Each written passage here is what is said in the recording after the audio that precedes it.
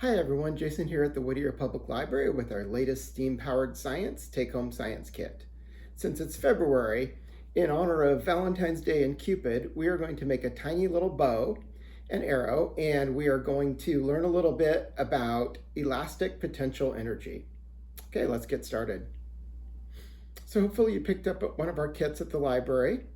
Um, if not, what you'll need to get is you'll need a little bit of string.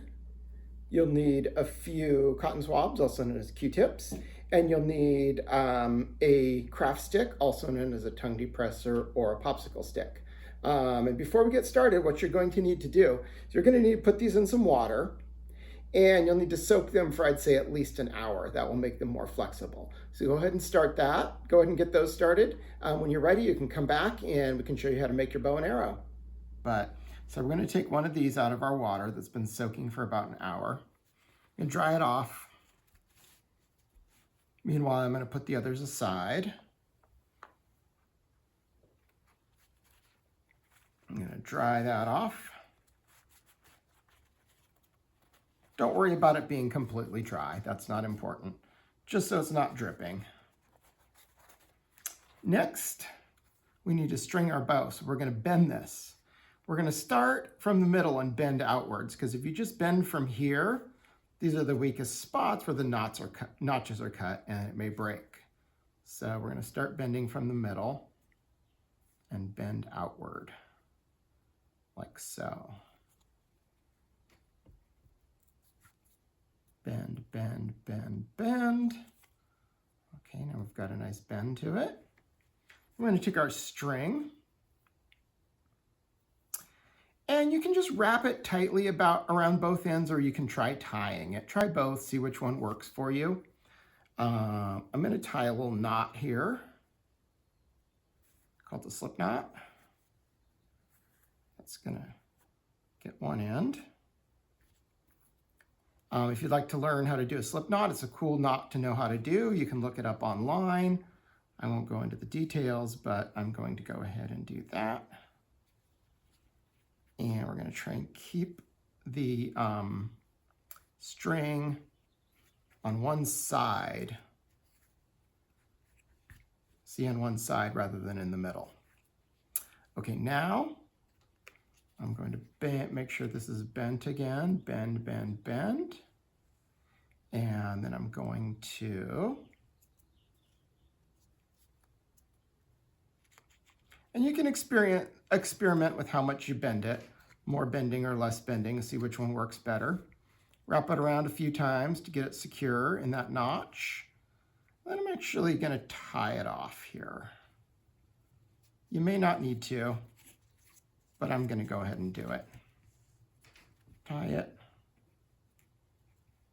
Could be a little hard to tie because the string tends to shred and come apart a little bit, but we can do it. I'm going to tie a little knot at the bottom there. And we're going to get some scissors. We're going to cut off some of the extra, leave a little bit of extra tail just in case.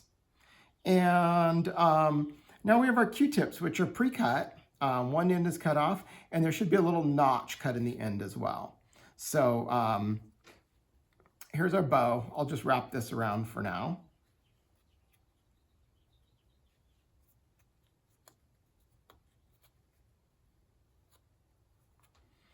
And here's our arrows. I'm going to get this one off to the side that I already have ready to go. Put that on our bowstring, draw it back, and we shoot it. And there you go. That's your bow all finished.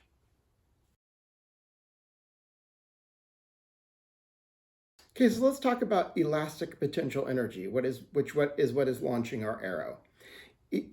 Potential energy is energy that is stored up and waiting to do something. Kinetic energy is energy that's already in motion, already doing something.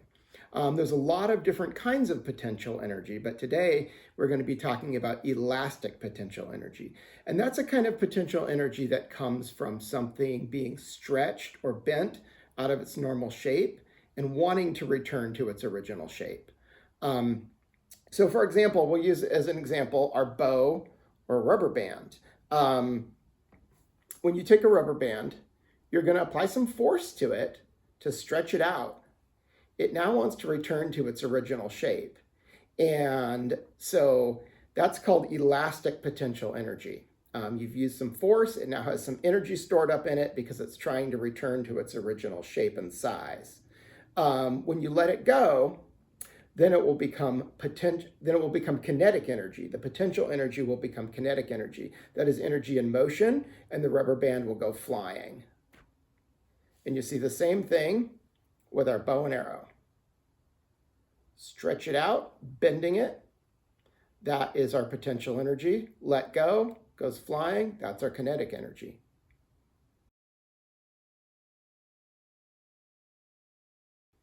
Well, that's about it for our experiment today. Thank you for joining us.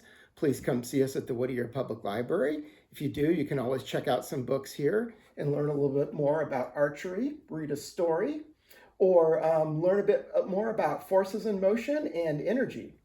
Come see us at the library soon. Goodbye.